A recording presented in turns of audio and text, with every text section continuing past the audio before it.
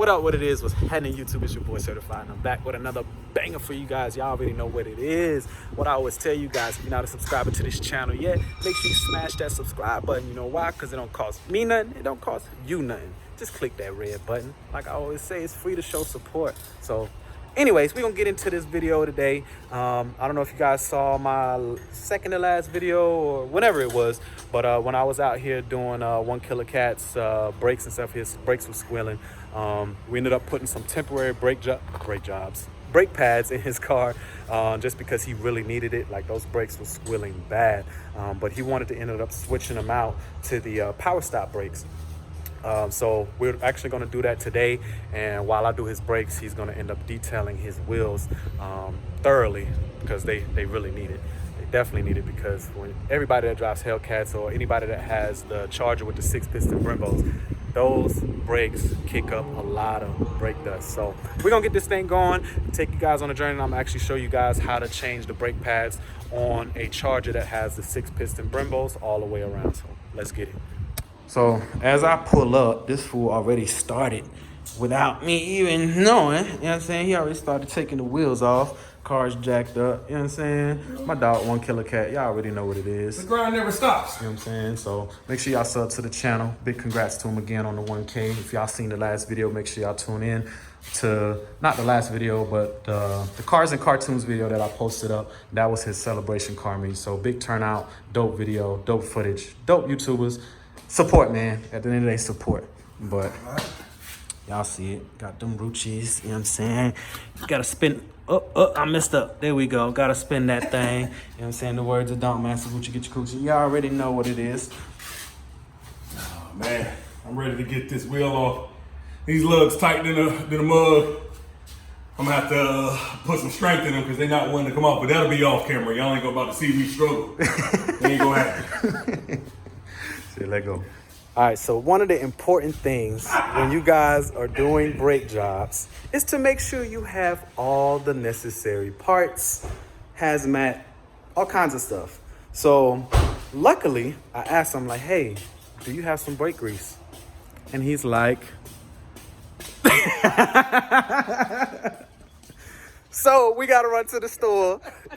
We got to run to the store and get some brake grease before we can actually get these pads changed out. So this for Mountain Dews and Coca-Colas, man. Let me lying to y'all. I got everything we need. Cap. He ain't got no brake grease. No brake grease. But I actually got to do some stuff to my car today, which I'm actually going to do off video. If you guys been following me, y'all will already know that I've been talking about adjusting my front splitter and getting that properly seated and reinforced on the car. So I actually got nuts, bolts, and stuff like that to where I can actually get that done today as well. So today's video is going to be focused on his brakes, and yeah, the rest is not going to be on video. I'll show you guys the finished product either later on in this video or on another video. So either way, let go. All right, so we finally got the grease, and I'm just sitting here chilling, waiting on him to finally break these bolts loose. I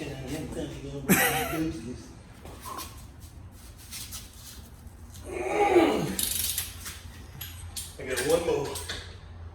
He's been struggling for about 45 minutes. About 45 minutes. 45 minutes on 2 bolts. Yeah. I'm 262 pounds. And putting my weight and pressure on it. That's a goddamn torque for your ass. Look, this is why you should use proper torque values when you install your lug nuts. Well, so you don't have that issue. You don't need to German torque, good and tight, everything, all right? So I am from the country, and all I know is turning them bad boys till they don't turn no more. That's what I was taught. Look, for this video's purpose, that is not the proper way to do it, all right? I ain't broke no lugs, and I ain't never thrown the tire away, and I'll be spinning this bad boy every now and again. So it is what it is. Struggling over here, straight struggling. I'm only struggling to take them off. as soon as he gets these lugs off, we're gonna get this brake job going. All right, so we're about to get this thing started. Obviously, we have the brake pads right here. These are the power stops. Right here. Let me see if I find a part number for this thing. There we go. Well, no, that's not the part number. Yeah, Z231405. That's the part number right there. It comes with everything that you need. It comes with the clips, the pins, all that stuff. Can you reuse the old pins? Yes, you can. You can reuse the old clips as well. But if it comes with new equipment or parts, it's always good to go ahead and install new parts when you're doing brakes. So one of the biggest things that you will need is a punch. All right, this is a 5/32 punch. You pretty much put it on these little pins right here. You get a hammer and you hammer this end of it and you hammer this pin out. All right, so this pin slides out. This thing is spring loaded, so when this pin gets past this spring right here, it will pop out on you, so don't let it scare you. All right, same with this bottom pin. Once you slide that out, it'll pop out on you. You'll be able to take this whole piece off once those pins are out, and then the last piece that you will need for the front brakes that you need to take off is this bolt right here. You need a 13mm socket for that. You just go behind this piece right here. See if I can get behind there.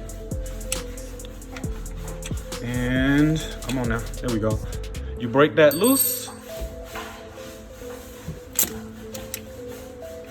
Blooper alert, blooper alert. Come on now.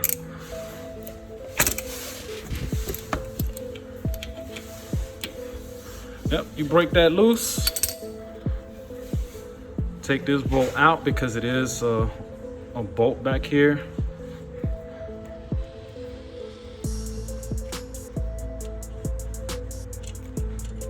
Boom, this bolt right here, you set it aside, and then you should be able to pull this pin out. If it doesn't slide out, just take that same punch that you had and hammer it from the back, and this whole piece slides out and you'll be able to take the brake pads off. So just to show you real quick, as you hammer this pin out, it slides out this way, so obviously you won't be able to get it all the way out, but once it gets to this point, you can kind of angle it and just continue hammering the rest of it out, or you can push on this clip right here to kind of loosen it up and then pull it out from the back. Same with this top pin. So I got the bottom pin out. As I said, it's spring loaded, so once you get that out, you can slide this piece. I'm trying to do it with one hand. Boom, this piece slides out.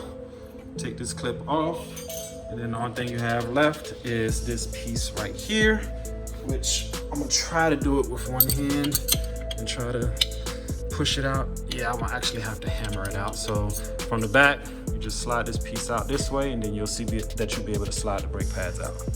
All right, so took a quick hammer on the back side of this. As you see, the pin got loose, and you just pull it out, and voila. One word of advice, you want to get a flat head, because especially if you're putting brand new brake pads in there and these are worn, you want to be able to compress the pistons. In order to do so, you need to take off your brake fluid cap on your brake reservoir, so you're not fighting against pressure, because as you're pushing the pistons in, that fluid will travel back into the lines and it will raise your levels in the fluid reservoir. So if you have the cap on, you're gonna have a tough time trying to push in those pistons, because yeah, you can take the brake pads out, but obviously these are still pretty new, so I don't really have to compress too much. But if your brakes are severely worn, you're not going to be able to just slide in the new brakes. But that's literally how simple it is. You see if I can wiggle it out. There we go. Let's give it a little wiggle. Come on now. There we go.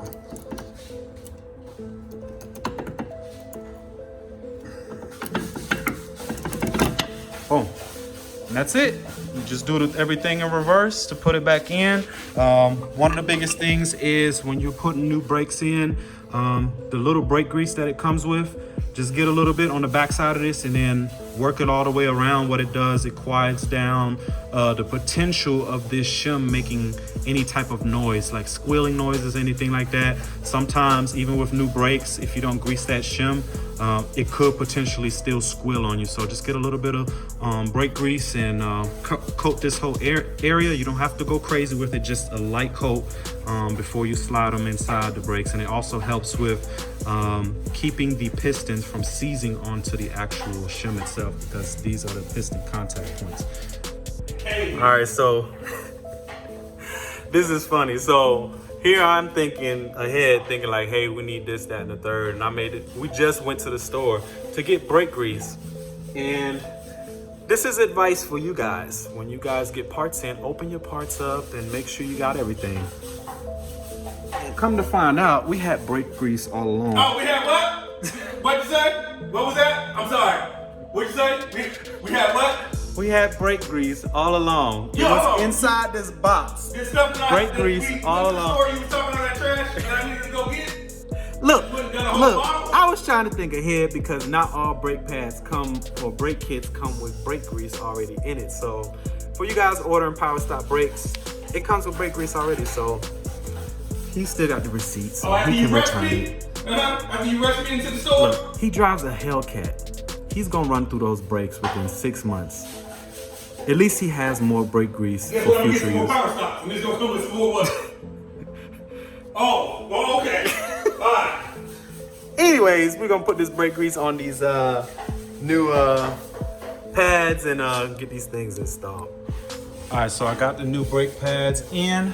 One thing that I want to note is when you put these pads in, if you slide them all the way in, sometimes these holes can't be lined up. So I recommend using your punch to go in and lining up your holes before you try to insert your pins, just to make your job easier. There we go. Slide that out just here. Boom. All right, let's get the rest installed.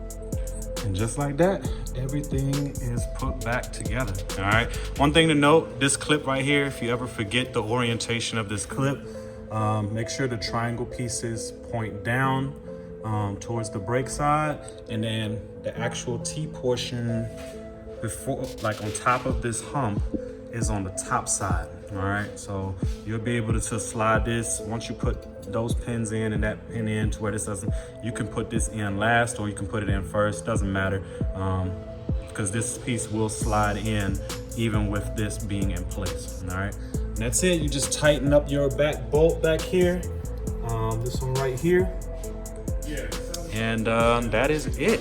It literally took me no more, once you took the wheel off, it took me no more than at most 5 minutes to get the old brakes out and the new brakes in and everything tightened back up. That's the beauty of these Brembos, is that it's a quick brake job, extremely quick.